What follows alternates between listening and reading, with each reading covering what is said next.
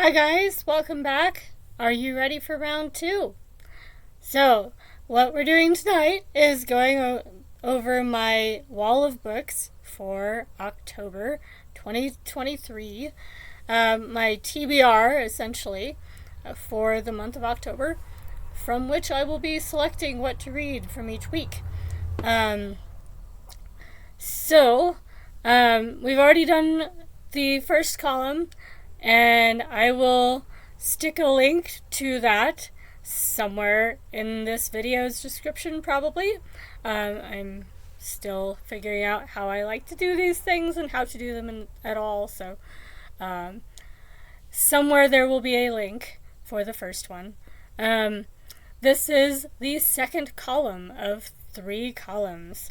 Again, preview of what we're looking at. I'll move out of the way and see if we can get the computer to show all of them. And that's just 2 columns, which means that's the ones we haven't talked about yet. So I'm going to start with the next column over. This one's a pretty tall one, so I'll try and not spend too long on any one book. First of all, one of the books from the 1001 Books You Must Read Before You Die. This is The Robber Bride by Margaret Atwood. I only have a couple Margaret Atwoods left to read at all. This is one of them, so I'm hoping to finish it this coming month. I have 2 books by Bova. I have a bunch more, actually, that I will be pulling out later down the stack that are just quite a bit bigger. I'm going to be working on finishing a lot more of that series. It's the Grand Tour series, which is very long, and it starts in the first book where the space program is just really getting started. And the first book is actually more politics than space. It's really oriented towards how do you convince governments that space is worth investing in, and how do you keep that sustained investment once you have people out in space and they run into problems where funding is being yanked and there's people who are up in space, and it's interesting. But I've heard from a lot of people that read the series that really didn't like that early Grand Tour stuff because it just wasn't sci-fi. And it really isn't. It's the stuff that is contemporary with now. We haven't really gotten to where people live in space yet. So that would be the point we're at now, trying to figure out how to fund the science, the research, the technology to do the next step, to actually have people living in space, not just on a space station. The astronauts in the space station, the cosmonauts in the space stations don't live there. They just go up there for a little while and come back, and they come back with all sorts of interesting problems because they're exposed to so much radiation, and the gravitational pull is so light that they have problems with their skeletons, and it's crazy. So we don't live out there yet. And actually, in the Grand Tour, we do see some of how once you start being a spacefaring race, not everybody can come back to Earth comfortably. That is the thing. So it is a good series. It's really long. It covers a lot of ideas of space travel, and what happens once you have people on the moon and on Mars and Venus and Mercury and the asteroids, and how do you come up with a government that takes all that into account. So, cool series, a lot more than just sci-fi. If you like political science sort of stuff, which one of my degrees was in, there's a lot of that in the series as well. Next book, London by Edward Rutherford. I've mentioned this earlier in another video. This is one I've been working on off and on for a while. It has a bookmark. Bookmark's not very far. This is one that I got from the free books shelf at one of the libraries, which is why it says withdrawn on its But, and then another one of my tomes that I'm partway through. This is one I've mentioned in other videos as well, Depths of Glory by Irving Stone. This is a novelized biography or biographical novel of Camille Pissarro, who was a painter. So this one, I have several bookmarks because I have the one where I'm at and the one I'd like to be at. And I'm almost there, and then I can move the one I'd like to be at to the next section. Then two more of the books that I've been reading. The Wisdom of Crowds by James Surowiecki. This one is sociology for popular consumption. It's really good. I'm almost done. See that bookmark? Oh, it's so close to the bottom. This is actually a book that we've had for a while. It's a library-bound copy of I Sing the Body Electric by Ray Bradbury.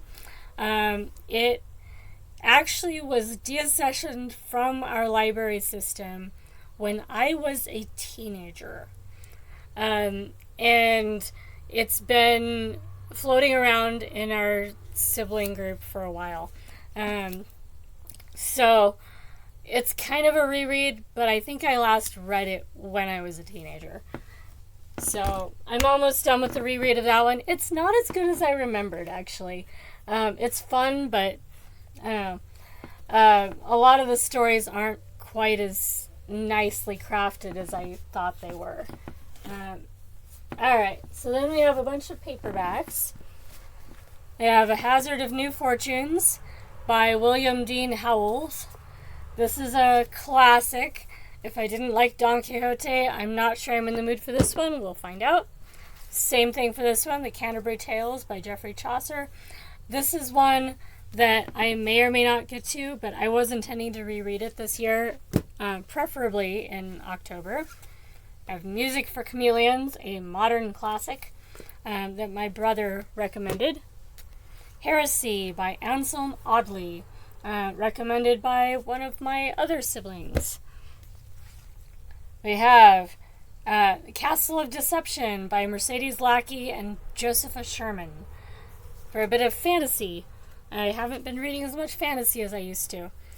Ireland by Frank Delaney. When I finish London, this is the next one that I'll start in. And then In Red Lord's Reach. So, bit of random fantasy from a free shelf. I don't know anything about it besides it is a fantasy cover. The guy's riding a stag.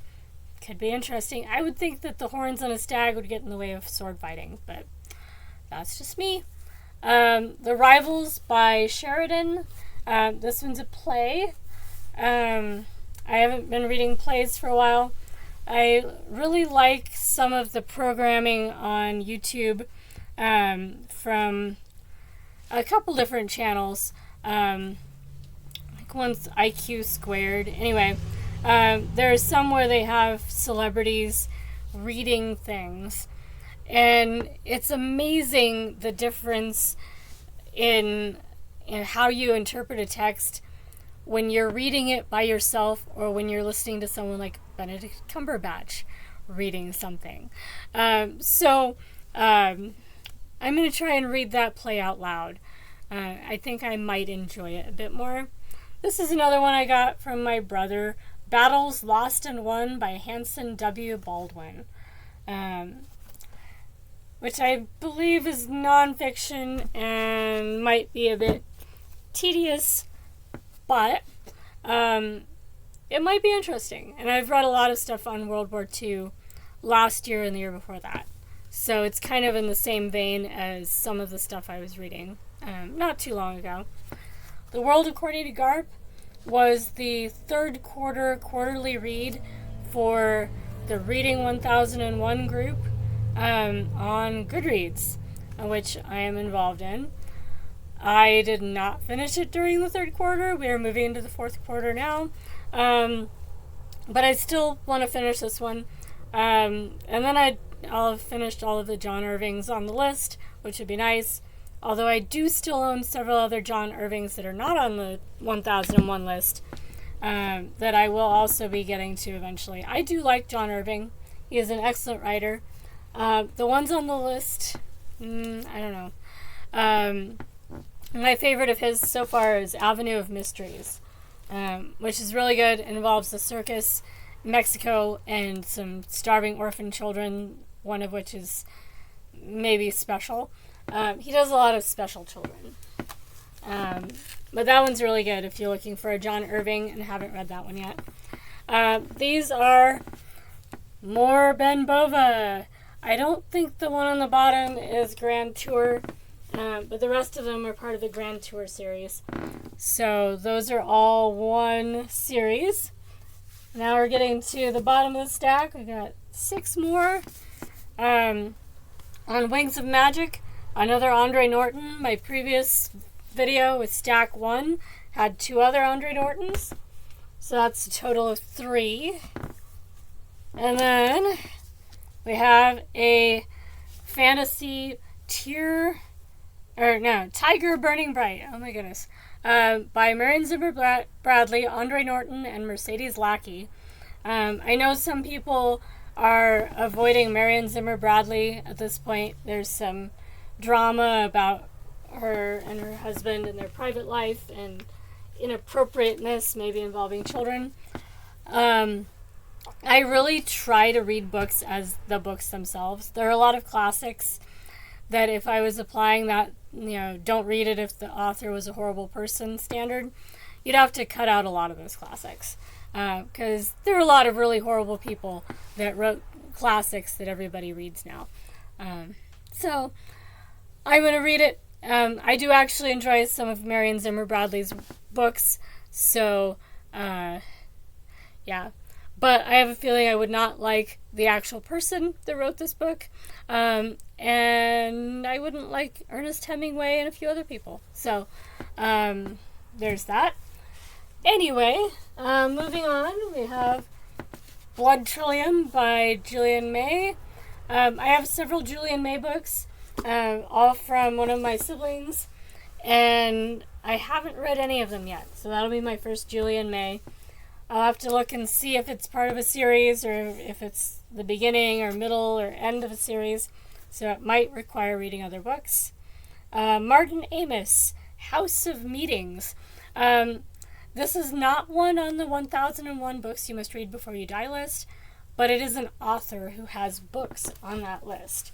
So I try to read all the books I can find by the authors that I read that are on those lists. This is one of those. I got it off a free shelf.